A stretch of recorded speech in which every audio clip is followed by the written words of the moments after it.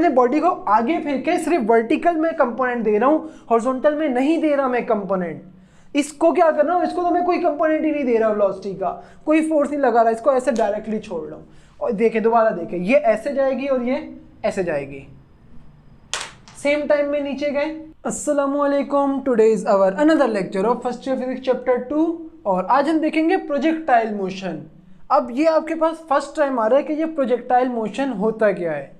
अभी तक आपने वेलोसिटीज पढ़ी, डिस्टेंस, डिस्प्लेसमेंट, एक्सेलरेशन, वो जितना भी कुछ आपने पढ़ा ना, वो आपने सारे के सारे वन डायमेंशनल मोशन पढ़े, यानी कि हम सिर्फ एट अ टाइम एक एक्सिस में मूव कर सकते हैं।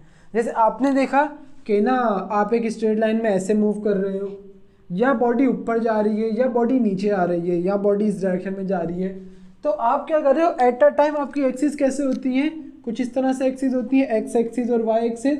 एट अ टाइम आप एक एक्सिस में मूव कर रहे थे, जिसे हम वन डायमेंशनल मोशन बोलते हैं। अब आप क्या करोगे, अब आप टू डायमेंशनल मोशन में मूव करोगे। इसके अंदर बॉडी जो है किस तरह से मूव करेगी, अगर बॉडी एक ऊपर की तरफ जाती है, वर्टिकल मोशन हो रही है, वन डायमेंशनल है, और सिर्फ हॉरिजॉन्टल जा रही है तो हॉरिजॉन्टल मोशन है, वन डायमेंशनल है। अगर बॉडी को जिसके बीच में जाना शुरू हो जाए, अब देखें बॉडी ऊपर भी जा रही है और आगे भी जा रही है, इस पॉइंट पे बॉडी और ऊपर चली गई और आगे चली गई है, तो इस तरह की मोशंस को हम बोलते हैं टू डायमेंशनल मोशन। अच्छा, two dimensional motion means body जो है आपके पास टोटल 3 एक्सिस होती है, कौन कौन सी, एक्स, वाई और जेड एक्सिस।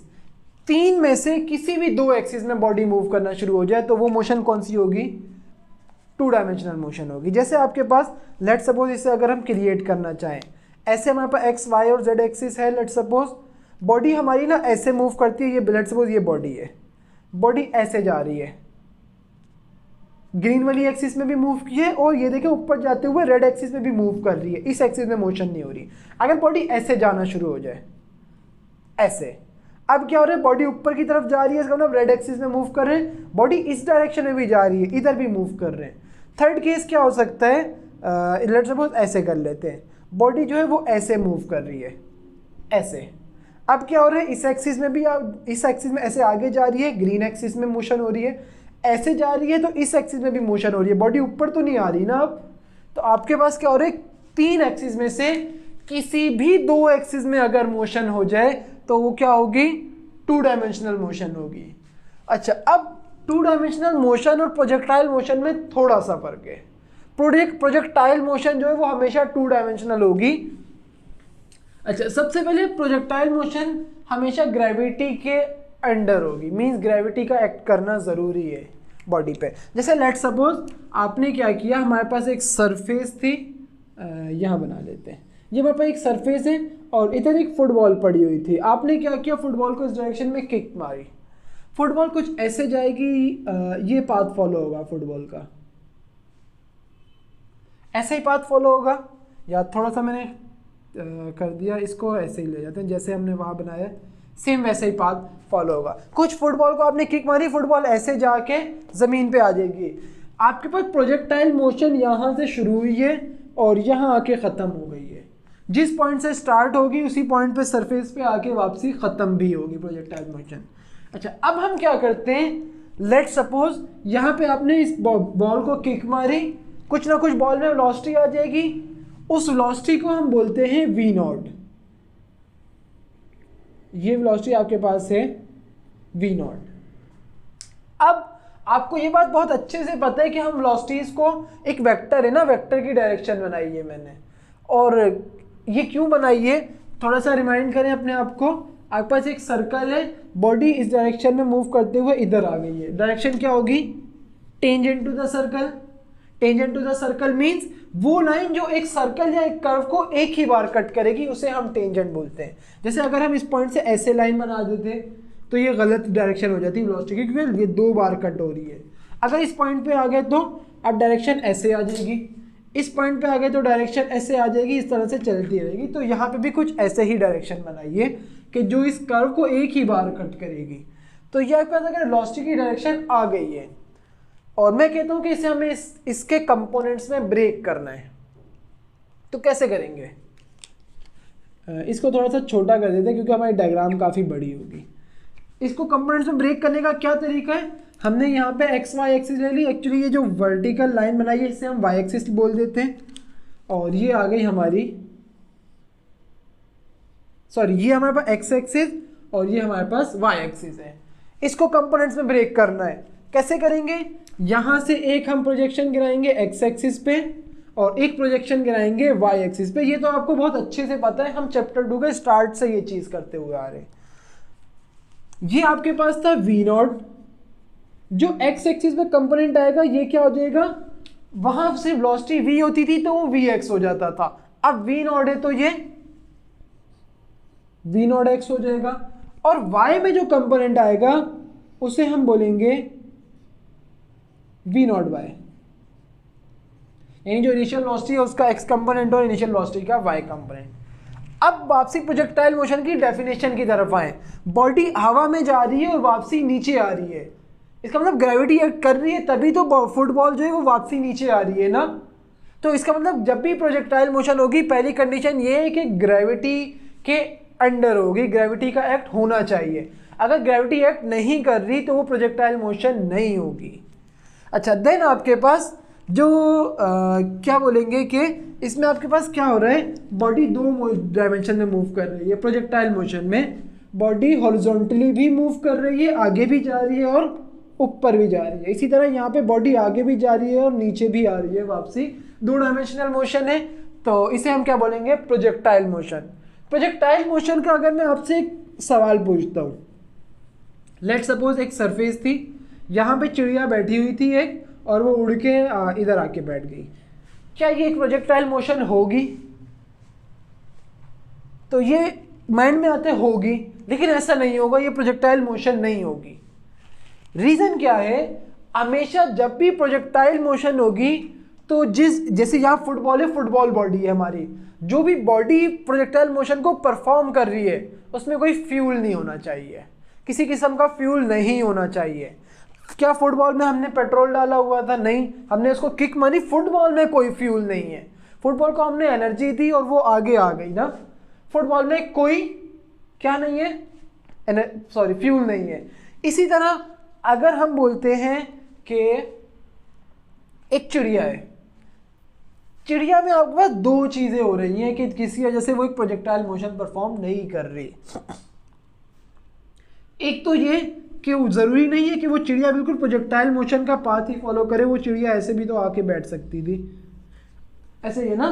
तो हमेशा एक्चुअली आपके पास स्पैरो जो है चिड़िया, उसने खाना भी तो खाया हुआ है, वो ग्रेविटी के इन्फ्लुएंस में एक्ट तो कर रही है, उस बॉडी पे ग्रेविटी एक्ट तो कर रही है, लेकिन वो लगातार ग्रेविटी को बैलेंस करके ज़्यादा आगे भी आ सकती है। लेकिन अगर एक जंपिंग एनिमल की बात करें, उसके पास तो पर नहीं लगे हुए ना कि वो ग्रेविटी बैलेंस करें।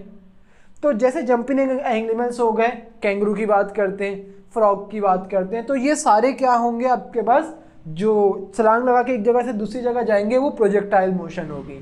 इसी तरह एक कैनन से कैनन बॉल निकलता है, जैसे आप बोलते हैं ना 21 तोपों की सलामी देना, तोप की बात की जा रही है एक्चुअली।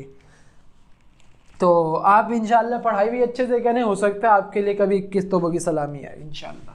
तो आपके पास क्या होता है कि लेट सपोज एक शेल शॉट था और वो एक तोप से निकला है, तो इस तरह से वो भी प्रोजेक्टाइल मोशन में जाएगा, उसकी जो कैनन है उसके अंदर कोई फ्यूल नहीं भरा गया।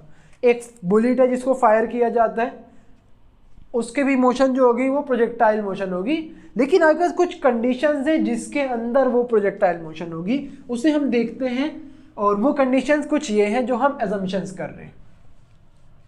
वो अजम्पशंस क्या हैं कि हम जो अर्थ की रोटेशन है ना, उसे सपोज कर रहे हैं कि वो ज़ीरो है, नेग्लिजिबल है। रोटेशन ऑफ अर्थ क्या है, या तो ज़ीरो बोल दें या नेग्लिजिबल बोल दें, ऑलमोस्ट ज़ीरो है वो। इसका कंडीशन इस तरह है कि प्रोजेक्टाइल मोशन जो है वो यूज़ कहाँ की जा रही है। एक्चुअली प्रोजेक्टाइल मोशन कहाँ यूज़ की जा रही है कि थोड़ी देर के लिए सपोज करते हैं कि अल्लाह ना करे, लेकिन हम जो है पाकिस्तान किसी मुल्क पर हमला करता है, सपोज कर लें, सपोज करने में क्या जा रहा है, या लेट सपोज कराची जो है वो कराची का एक कोना दूसरे कोने पे हमला कर देता है, ऐसे सपोज कर लें, मुल्क की बात नहीं करते। तो और कंडीशन ये लगाते एक कोने से कोई मिसाइल फेंकता है दूसरे कोने के ऊपर, तो अगर ऐसा हो कोई कैलकुलेशन ही नहीं है, मिसाइल चलाया, वो वापसी हमारे ऊपर आके गिर गया, तो फायदा क्या हुआ? तो हमें प्रोजेक्टाइल मोशन से कैलकुलेट करना पड़ेगा हम उसको किस एंगल पे फेंकें, किस स्पीड से फेंकें, ये सब कुछ हम कहाँ देखेंगे? प्रोजेक्टाइल मोशन में देखेंगे। इसी तरह आपके पास जो अर्थ है, हम उसे सपोज करेंगे कि वो एक फ्लैट सरफेस है, बजाय इसके कि वो राउंड है, हम अर्थ को फ्लैट सपोज कर रहे हैं, फ्लैट सपोज कर रहे हैं। तो क्या मतलब है? एक तो रोटेशन ऑफ अर्थ 0 है, दूसरा सरफेस जो है वो फ्लैट है, फ्लैट सरफेस ऑफ अर्थ, अर्थ की सरफेस फ्लैट होगी। और ऐसा भी तो हो सकता है कि हम बहुत ज़्यादा ऊंचाई पे किसी उसको फेंक दें, बॉडी को, मिसाइल्स हो गए, तो वो ऐसा तो नहीं है ना कि ज़मीन पे चलते हुए जा रहे, बहुत ज़्यादा हाइट पे जाते हैं। जैसे जैसे हाइट पे जाते हैं हमारी ग्रेविटी बैलेंस होती है, बैलेंस मीन्स उसकी वैल्यू कम होती जाती है। तो ग्रेविटी बैलेंस होने से ग्रेविटी की वैल्यू कम होगी, लेकिन हम सपोज करेंगे बॉडी कितनी भी हाइट पे चली जाए, भले स्पेस में चली जाए, उसकी ग्रेविटी कांस्टेंट रहेगी। ग्रेविटी जो है वैल्यू ऑफ जी वो हमेशा कांस्टेंट होगी, भले किसी भी पॉइंट पे चला जाए। चौथी कंडीशन ये है कि हर जगह एयर फ्रिक्शन 0 होगा। मीन्स हम क्या सपोज कर रहे हैं, जैसे एक काम करते हैं, मैं मार्कर को अगर ऐसे नीचे फेंकता हूँ, स्ट्रेट नीचे आ जाएगा, लेकिन एक पेपर को लेता हूँ और अब उसे नीचे फेंकता हूँ, अब वो डायरेक्टली ऐसे नीचे नहीं आएगा। क्यों? उसके ऊपर फ्रिक्शन नीचे से लग रहा है, लग रहा तो मार्कर पे भी है, लेकिन जो पेपर है उसका एरिया बहुत ज़्यादा है ना, तो उस पर फ्रिक्शन ज़्यादा लगेगा। तो हम सपोज करें कि एयर फ्रिक्शन है ही नहीं, फ्रिक्शन ही 0 कर दिया हमने, तो क्या हो रहा है? एयर फ्रिक्शन भी 0 है। कांस्टेंट जी होगा, उसकी value 9.8 metre per second square होगी। ये आपके पास कुछ अजम्पशंस हैं। तो आपके पास प्रोजेक्टाइल मोशन की डेफिनेशन क्या हो जाएगी? एक ऐसी मोशन जिसमें body vertically as well as horizontally move कर रही है under the influence of gravity, in which rotation of earth is 0, value of g is constant everywhere, surface of earth is flat and the air friction is 0। अब mind में आता है इस conditions में ये बात तो समझ आती है कि रोटेशन ऑफ अर्थ 0 कर दी, फायदा होगा, अर्थ की सरफेस को फ्लैट कर दिया, फायदा होगा। वैल्यू ऑफ जी तो इतनी आसानी से चेंज भी नहीं होती, इसे कांस्टेंट करने का क्या फायदा और फ्रिक्शन 0 करने का क्या फायदा। इसको हम कैसे इस डायग्राम पे आते हैं और फिर समझते हैं कि इसका क्या फायदा है। लेट्स सपोज हमारी बॉडी मूव करते हुए आई और इस पॉइंट पे आ गई, ये आपका मैक्सिमम हाइट है, ये इससे हाइट आपके पास जैसे जैसे बॉडी ऊपर जाई थी हाइट बढ़ती जाई थी, इस पॉइंट पे आके हाइट कांस्टेंट हुई है, हाइट मैक्सिमम हुई है एक्चुअली।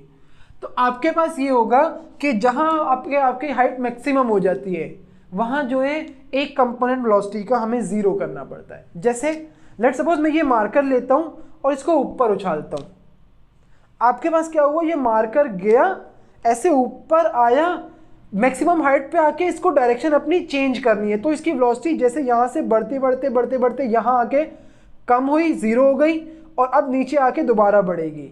ऊपर आ रही है, वेलोसिटी कम हुई हुई हुई हुई 0 हो गई, और नीचे आते हुए वापसी ज़्यादा होना शुरू होगी। अब तो इसका मतलब जब भी बॉडी मैक्सिमम हाइट पे आएगी, इसको ऐसे सपोज करें आपको बोला जाता है आप भागते हुए जाएं, कमरे के कोने पे हाथ लगा के वहीं वापसी आए। आप भागते हुए जाएंगे, आप कांस्टेंट वेलोसिटी से मूव कर सकते हैं या वेलोसिटी बढ़ा भी सकते हैं लगातार, लेकिन जब आपने दीवार को हाथ लगाया, अब आपको अपनी डायरेक्शन को अपोजिट करना है, तो वहां उस पॉइंट पे जहां आपने दीवार को हाथ लगाया ना, आपकी डायरेक्शन अपोजिट होनी थी, वहां वेलोसिटी 0 हो जाएगी। थोड़ा सा माइंड में सोचें ऐसा होगा या नहीं होगा, ऑब्वियसली होगा।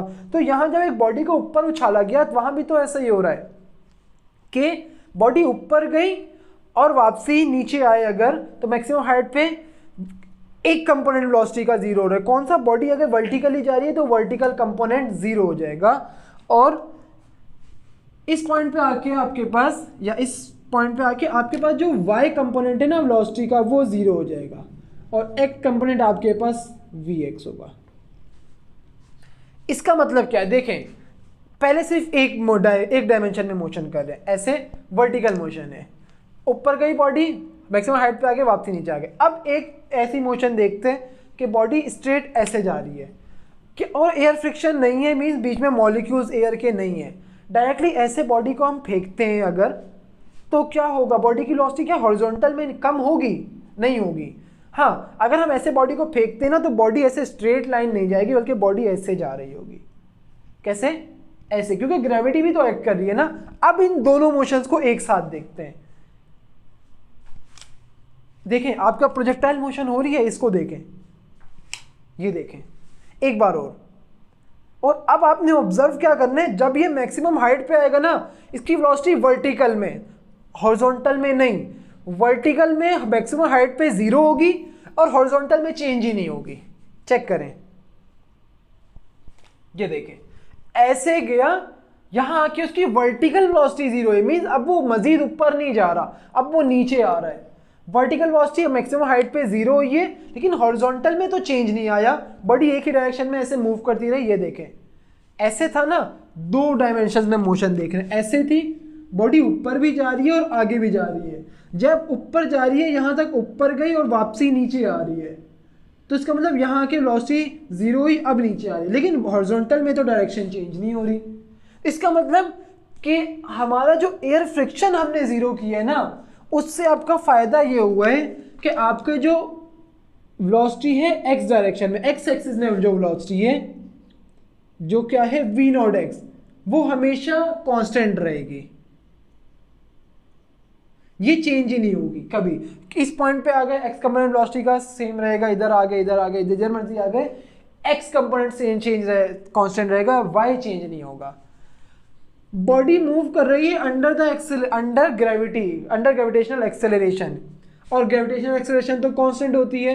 इसका मतलब हमारी जो एक्सेलरेशन है वो कांस्टेंट है, और वो बराबर है ग्रेविटेशनल एक्सेलरेशन g, जो हमेशा 9.8 रहेगा, हमने सपोज किया है। दूसरा, जब ग्रेविटी आ रही है, एक्सेलरेशन प्रोड्यूस हो रही है, तो एक्सेलरेशन का फॉर्मूला क्या था? a = vf - vi/t। इसका मतलब है कि वर्टिकल में आपकी जो वेलोसिटी है उसमें चेंज आ रहा है। हम 2 मोशंस यहाँ एक साथ देख रहे हैं, हॉरिजॉन्टल को बिल्कुल अलग देख रहे हैं। ये जो आपका अब vf और vy है ना, ये सिर्फ vf और vi, ये सिर्फ वर्टिकल के कंपोनेंट्स है, इसमें एक्स एक्सिस के कोई कंपोनेंट्स नहीं आ रहे। फाइनल वेलोसिटी vf जो होगी वो ये vy है, इनिशियल वेलोसिटी, क्योंकि हम वर्टिकल मोशन देख रहे हैं ना, vi जो है वो v0y, सिर्फ वर्टिकल कंपोनेंट्स देख रहे हैं हम। तो इसका मतलब क्या होगा कि बॉडी मूव करिए ग्रेविटी में, तो एक तो एक्सेलरेशन कांस्टेंट हो गई, दूसरा वेलोसिटी जो है वो चेंज होगी, चेंजेस विद टाइम, चेंज होगी टाइम के रिस्पेक्ट से। अब आपको पूरी की पूरी प्रोजेक्टाइल मोशन समझ आ जाएगी। अगर आपको ये बात अब भी समझ नहीं आई ना, तो अपना पेन ले और जरा उछाल के उसको देखे कि वाई कंपोनेंट क्यों 0 हो रहा है। ऐसे उछाला तो ऑब्वियस है ना, देखें इधर जब मैंने छोड़ा ना, इसकी वेलोसिटी ज़्यादा थी, यहाँ आके मैक्सिमम हाइट पे 0 हो गई, अब नीचे वापसी आना शुरू हुई। क्रिकेट में देख लें आप, क्रिकेट में इतना ऊंचा शॉट मारते हैं, जैसे जैसे बॉल ऊपर जाती है, शुरू में तो तेज जाती है, वो ऊपर जाके आपके पास क्या होता है, उसकी वेलोसिटी 0 होती है, अब नीचे आना शुरू होती है, आहिस्ता आहिस्ता आ रही होती है, जैसे जैसे नीचे आती है उसकी वेलोसिटी वापसी बढ़ती है, जब हम कैच करते हैं उसकी वेलोसिटी मैक्सिमम होती है। यहाँ भी यही हो रहा है।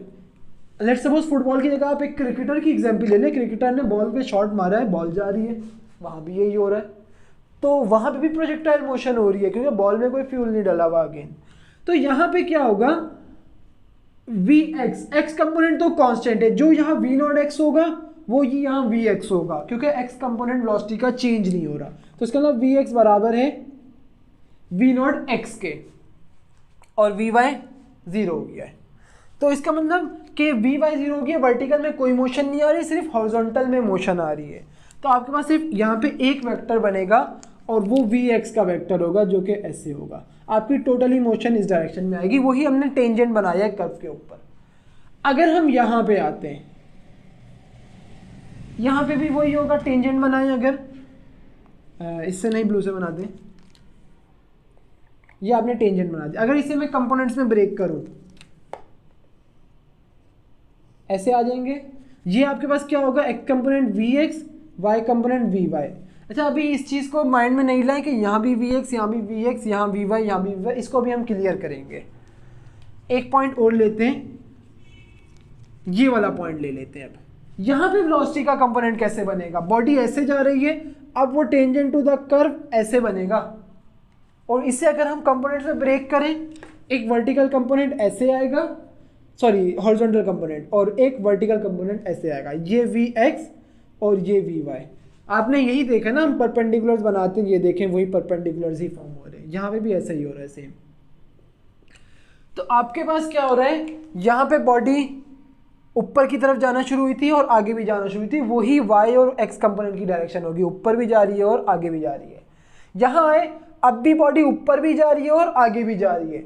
इस पॉइंट पे आए ना, अब बॉडी ऊपर नहीं जा रही, सिर्फ हॉरिजॉन्टली मूव कर रही है, तो इसलिए क्या हुआ, सिर्फ हमने हॉरिजॉन्टल बनाया, इस पॉइंट पे आया। अब क्या हुआ, अब सिर्फ बॉडी अब आगे भी जा रही है लेकिन नीचे जा रही है, ऊपर नहीं जा रही है। अब तो अब हमारा y कंपोनेंट डाउनवर्ड आ गया, x कंपोनेंट की डायरेक्शन सेम है। अच्छा, अब आपने क्या करना है, v0x और v0y क्या है। जब आपकी प्रोजेक्टाइल मोशन शुरू नहीं हुई थी, बिल्कुल स्टार्ट था, टाइम 0 था यहाँ पे, तो v0x क्या है, x कंपोनेंट ऑफ वेलोसिटी। कब है ये x कंपोनेंट वेलोसिटी का, जब टाइम आपके पास 0 है, टाइम की वैल्यू जब 0। इसी तरह ये क्या हो जाएगा, y कंपोनेंट कंप्लीट नहीं लिख रहे, आपने कंप्लीट लिखना है, y कंपोनेंट ऑफ वेलोसिटी। कब y कंपोनेंट, जब टाइम 0 है तब v0y होगा।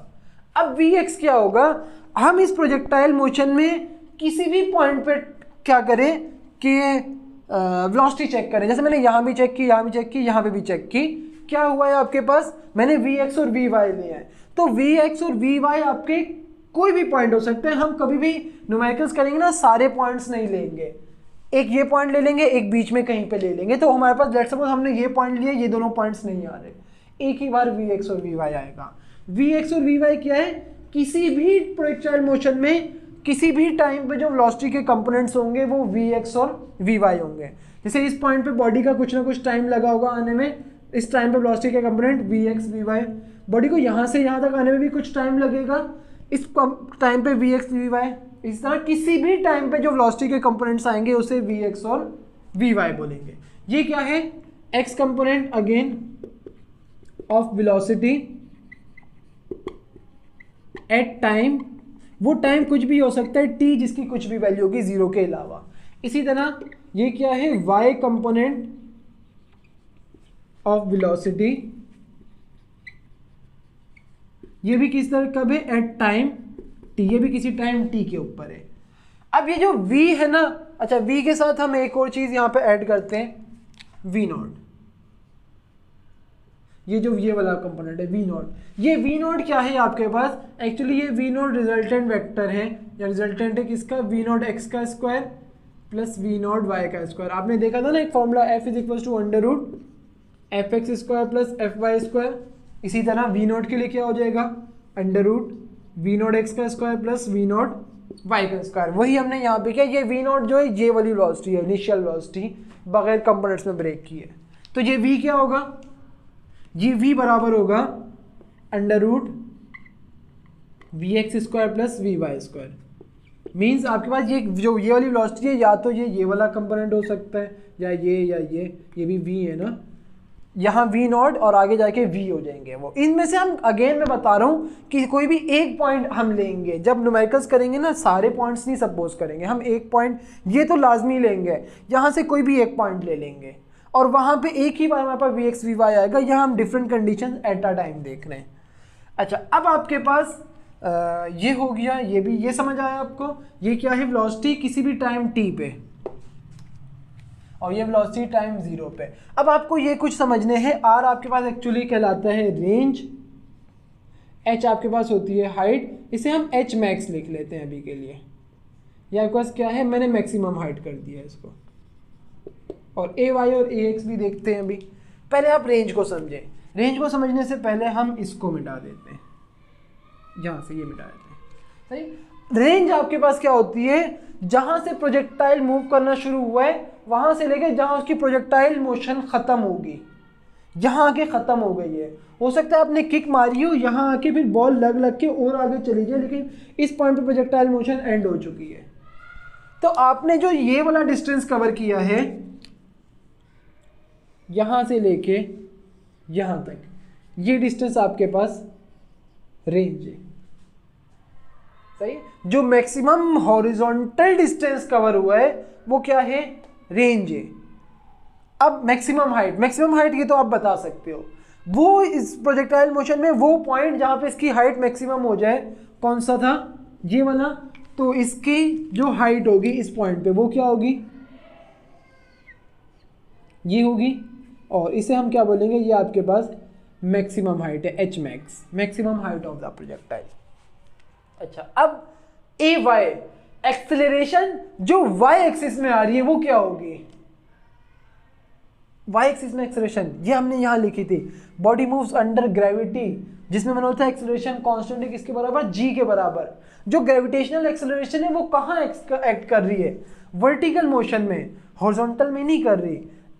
आपने बॉडी ऊपर उछाली है तो ग्रेविटी उसे वाई में नीचे ला रही है, एक्स में नहीं। जैसे मैंने बॉडी को ऐसे फेंका तो बॉडी आगे चली गई ग्रेविटी की वजह से, ऐसा नहीं हो रहा। बॉडी को हम ऐसे भी फेंक रहे हैं, बॉडी को हॉरिजॉन्टली भी फेंकें तो बॉडी किधर जाएगी, नीचे जाएगी। ग्रेविटी बॉडी को वर्टिकल मूव करवा रही है, वर्टिकल में एक्सेलरेशन प्रोड्यूस हो रही है। तो आपके पास ए वाई बराबर हो जाएगा जी के ए एक्सिस के बराबर होगा। ये तो आपको बताना चाहिए, एक अच्छा फिजिक्स का स्टूडेंट ये बात बता सकता है।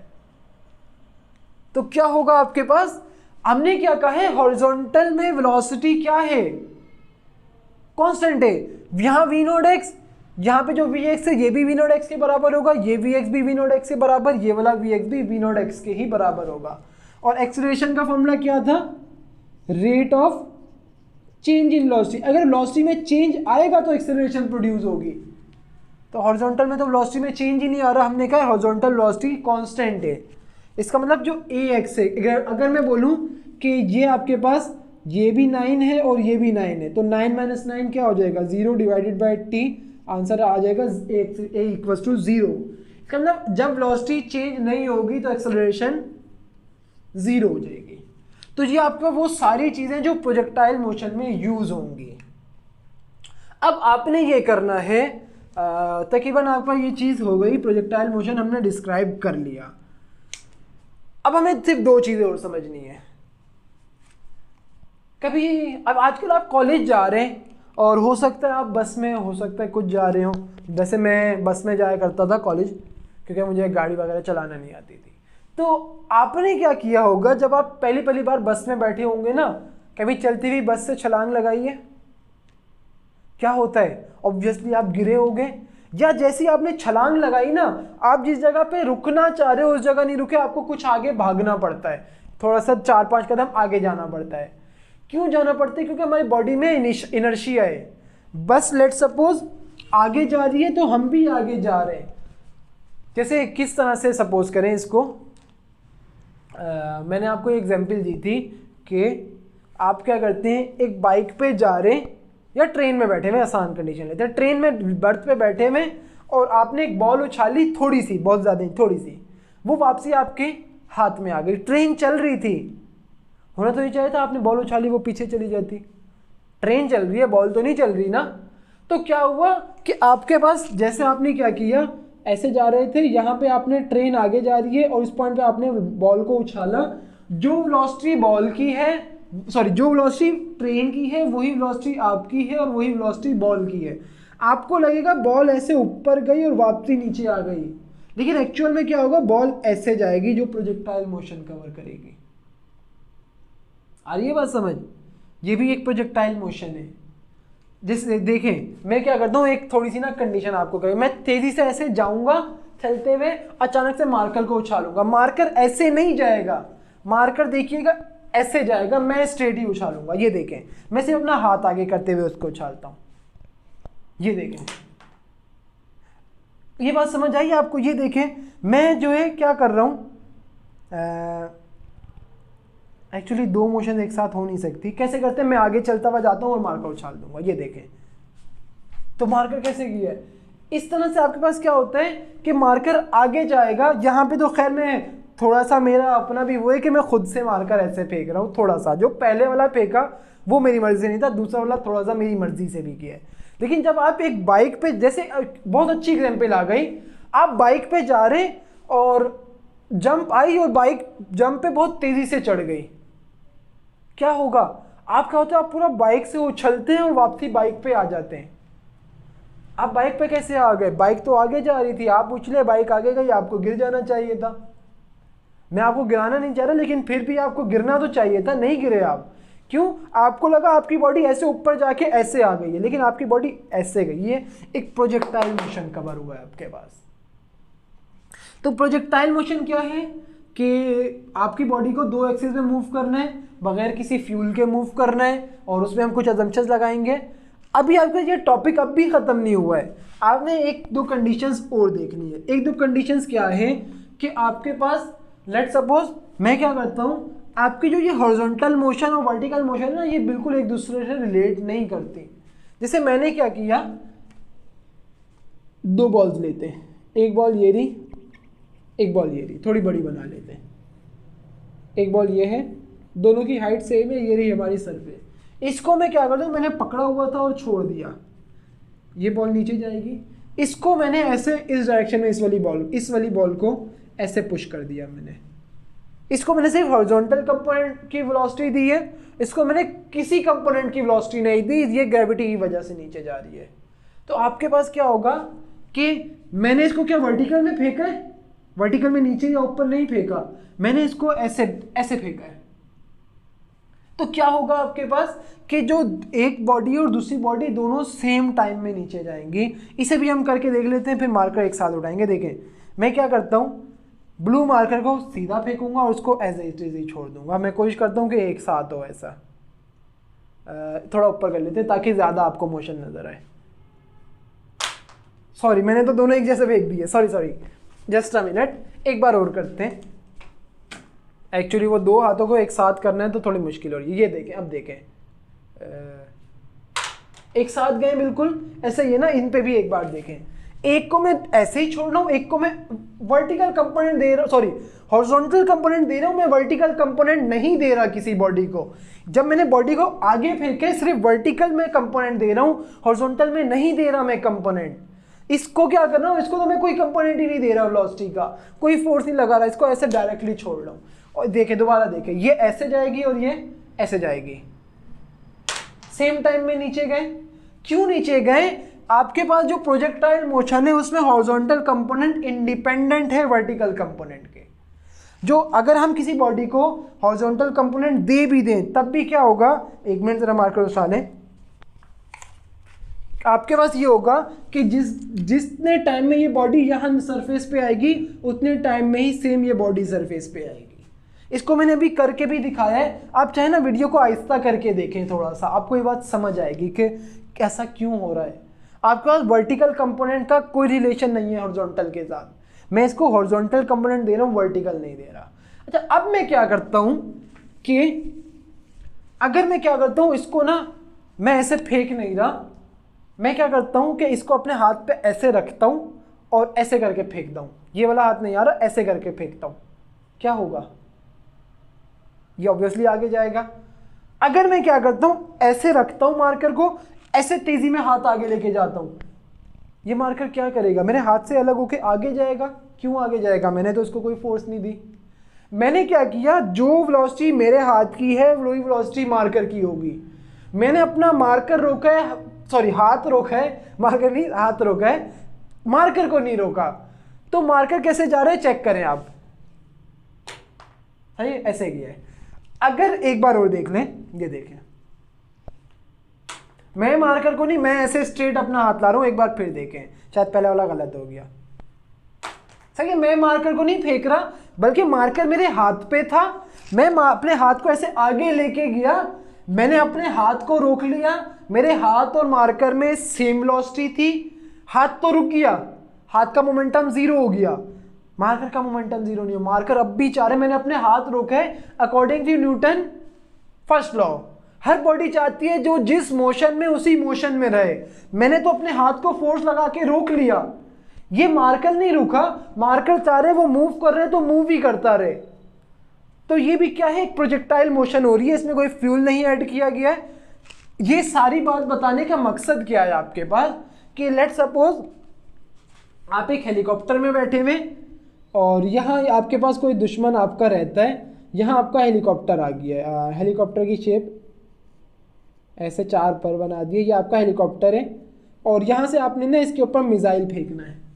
सही, तो कैसे फेंकेंगे थोड़ा सा सोचें ज़रा। अच्छा, सबसे पहली चीज़, हेलीकॉप्टर में ब्रेक्स तो लगी हुई नहीं होती कि हम आए इस जगह के ऊपर हेलीकॉप्टर रोका और फ़ौरन से मिसाइल फेंका नीचे, बॉम्ब फेंका और चले गए। इसके रीज़न क्या होता है, एक तो ये कि मोस्टली हेलीकॉप्टर्स नहीं जहाज़ यूज़ होते हैं। हम हेलीकॉप्टर अभी के लिए सपोज करें, जहाज़ बहुत तेज़ चलते हैं। आपने क्या करना है, आपने हेलीकॉप्टर एक जगह ला के रोक दिया तो जो एनिमी है वो तो गन्स के शॉट से हेलीकॉप्टर तबाह कर देगा। आपने ये करना है, तेज़ी में ऐसे हेलीकॉप्टर को भगाते हुए लाना है और ऐसे पॉइंट पे मिसाइल फेंकना है कि वो इधर गिरे। तो क्या आप इस पॉइंट पे फेंक दोगे मिसाइल, जैसे इस जगह के ऊपर आया और आपने मिसाइल फेंका वो इधर गिर गया? नहीं होगा। आप सबने ना वो GTA वाइस सिटी गेम खेला होगा, उसमें अगर आपने वो हेलीकॉप्टर वाला बड़ा मुश्किल सा मिशन होता था, उसमें भी आप क्या करते थे, वो सिर्फ ठीक उसके जो एक बॉक्स पड़ा होता था उसके ऊपर आके मिसाइल नहीं फेंकते थे, पहले ही छोड़ देते। रीज़न क्या है आपके पास, मैंने अभी भी बताया, मार्कर फेंक के ऐसे जा रहे हैं। अब ये हेलीकॉप्टर है और ये मिसाइल है, थोड़ी देर के लिए सपोज कर लें मेरा हाथ हेलीकॉप्टर, ये मिसाइल, ऐसे चिपक नहीं सकता। अभी मिसाइल को ऐसे रख रहे हैं, मैं ऐसे तेज़ी में ला रहा हूँ, ऐसे सपोज करें मेरा, हाँ अभी ना ये नीचे से बंद है, एक मिनट इसको ऐसे देखें, ये दोनों, ये हेलीकॉप्टर है और बीच में मिसाइल पड़ा हुआ है। मैं क्या करूँगा, हेलीकॉप्टर ऐसे जा रहे हैं, नीचे वाला पोर्शन हट जाएगा, नीचे वाला पोर्शन हेलीकॉप्टर का खुलेगा ऐसे करके और मिसाइल नीचे गिर जाएगा। इसका मतलब जो मेरा नीचे वाला हाथ है ना, ये हेलीकॉप्टर का नीचे का पोर्शन है। ऐसे हेलीकॉप्टर जाएगा और नीचे वाला हाथ मेरा हट जाएगा। थोड़ी देर के लिए देखें इसको, मेरा ख्याल है इसको ऐसा करना मुश्किल है, लेकिन कोशिश करते हैं, शायद परफॉर्म हो जाए, क्योंकि फ्रिक्शन मेरे हाथ का बहुत ज़्यादा है। मैं क्या करता हूँ, हाँ कैसे करें, थोड़ा सा ऐसे टेढ़ा रख लेते हैं ताकि आसानी हो। देखा आपने बात, हेलीकॉप्टर जैसे ही नीचे फेंकेगा ना मिसाइल को, तो वो मिसाइल ऐसे नीचे नहीं जाएगा, वो मिसाइल ऐसे नीचे जाएगा। प्रोजेक्टाइल मोशन भी तो परफॉर्म करनी है। पता लगा दुश्मन के ऊपर बॉम्ब गिरा नहीं, साथ में जो अमन पसंद लोग थे वो भी आपका दुश्मन बन गए। अब क्या करें, तो आपको क्या करना होगा, हेलीकॉप्टर इस पोजीशन पे जो दुश्मन की जगह है, हेलीकॉप्टर यहाँ आया, आपने यही मिसाइल को छोड़ दिया, वो प्रोजेक्टाइल मोशन कवर करते हुए इधर आएगा। एक्चुअली आपका ये हाफ प्रोजेक्टाइल फॉर्म हो रहा है, सिर्फ इस पॉइंट से स्टार्ट होकर इस पॉइंट पे आ रहे हैं हम, तो ये हाफ प्रोजेक्टाइल भी कहलाता है, इसे भी प्रोजेक्टाइल मोशन ही बोलते हैं। इसमें भी तो बॉडी दो एक्सिस में मूव कर रही है, हमारा बॉम्ब आगे भी जा रहा है और नीचे भी आ रहा है, ऐसे जैसे यहाँ पे ऐसे जा रही थी ना बॉडी, ऐसे यहाँ पे जा रही है। तो एक मिसाइल का जब नीचे फेंका जाता है ना, तो वो भी आपके पास क्या होता है, एक प्रोजेक्टाइल मोशन होती है। इसी तरह कभी जैसे सैलाब वगैरह आ जाता है ना, तो हेलीकॉप्टर जाते हैं वहाँ राशन देने। अब सैलाब आया हुआ है, पानी में हेलीकॉप्टर तो नहीं उतारेंगे, तो वो भी यही करते हैं, राशन होता है और उसके कंटेनर्स बड़े मजबूत से बने होते हैं, हेलीकॉप्टर आता है और उसको फेंक के चला जाता है, नीचे की पोर्शन हेलीकॉप्टर का खुला, उसको फेंक दिया तो डायरेक्टली उस पोजीशन पे आके नीचे नहीं फेंका जाएगा, इधर फेंकना है तो इस पॉइंट पे आके ऐसे जहाँ हेलीकॉप्टर आ रहा है यहीं पे उसको फेंक दिया। वो जो आपके पास राशन का वो है वो ऐसे आके गिरेगा और वो कंटेनर में बंद होता है तो उसको कुछ होता नहीं है। तो ये आपके पास बहुत इंपॉर्टेंट एग्जाम्पल थी। अगर आपको ये समझ नहीं आती तो आपको ये समझनी पड़ेगी। मैंने पूरी कोशिश की आपको ये सब समझाने की। तो ये मेरा ख्याल है ये आपके पास ओवरऑल प्रोजेक्टाइल मोशंस थी। ख़त्म होने से पहले हम एक चीज़ देख लेते हैं, छोटी सी चीज़ रह गई, बस 1 मिनट का काम है, इसे भी आप देख लें, बहुत आसान से आपको आता है। हमने क्या कहा है कि एक शेल शॉट है या इसकी जगह आप फुटबॉल कर लें, हमने फुटबॉल ली थी। फुटबॉल जो है गन से फायर नहीं हो रही, फुटबॉल है जिसे हमने शॉट किया है किसी एंगल पे थीटा पे, तो ये आपका वो एंगल आ गया थीटा। अगर आप देखें कि आपके पास ये 3 वेक्टर आ रहे हैं जिनसे हमें ट्राइंगल बहुत अच्छा बनाना आता है। हमने ये v0 वेक्टर लिया और इसको इधर ले आए, ये आ गया v0 वेक्टर, ये आ गया v0 x वाला वेक्टर, और इस vy को v0 y को इधर उठा के ले आए, अगर इसको उठा के इधर ले आए, ऐसे एक ट्राइंगल बन जाएगा v0 y से, और यहाँ पे एक थीटा बनेगा जिसमें बेस कौन सी साइड होती है, वो साइड जिसके साथ थीटा और 90 बनेगा। ये साइड आपके पास बेस होती है, थीटा के सामने वाली साइड परपेंडिकुलर, और जो रिमेनिंग साइड होती है थीटा के सामने वाली साइड परपेंडिकुलर, रिमेनिंग साइड जो है वो हाइपोटेनियस कहलाती है। अगर हम इसमें कॉस थीटा को अप्लाई करें, कॉस थीटा बराबर होता है बेस अपॉन किसके, हाइपोटेनियस के। हमने देखा था ना, some people have curly brown hairs till printed black. देखें, some people have curly brown hairs till painted black. इसका मतलब क्या है, cos थीटा इसके बराबर होता है और sin थीटा बराबर होता है हमारे पास परपेंडिकुलर अपॉन हाइपोटेनियस के। तो आप अगर देखें CBH, cos थीटा का फॉर्मूला बन गया, cos थीटा बराबर होता है बेस अपॉन हाइपोटेनियस के। इसी तरह sin थीटा SPH और tan थीटा बराबर होता है परपेंडिकुलर अपॉन बेस के, तो उसका भी फॉर्मूला यहां से बन सकता है। अगर आप ये एक सेंटेंस को याद कर लें, some people have curly brown hair still painted black, तो इस फॉर्मूले को यूज करें। यहां पे देखें बेस कौन सी साइड है, cos theta equals to base आपके पास है V0x divided by hypotenuse V0 divide हो रहा है, इधर आके मल्टीप्लाई हो जाएगा, V0 cos थीटा बराबर हो जाएगा V0 x के। और इसी तरह साइन थीटा, सॉरी यहाँ पे थीटा भी आएगा, परपेंडिकुलर कौन सी साइड है, V0 y divided by h hypotenuse V0, ये देखें हाइपोटेनियस V0 है आपके पास, V0 अगेन डिवाइड हो रहा है, इधर आके मल्टीप्लाई हो जाएगा, आपके पास आ जाएगा V0 sine theta equals to V0 y। तो जो आपके पास दो फॉर्मूले आ गए, V0 x के लिए और V0 y के लिए। V0 x बराबर होगा V0 cos थीटा के, V0 y बराबर होगा V0 sin थीटा के, और ये हमेशा कांस्टेंट रहेंगे, कभी चेंज नहीं होंगे जिंदगी आपकी, बल्कि नहीं, अल्लाह ना करे, सॉरी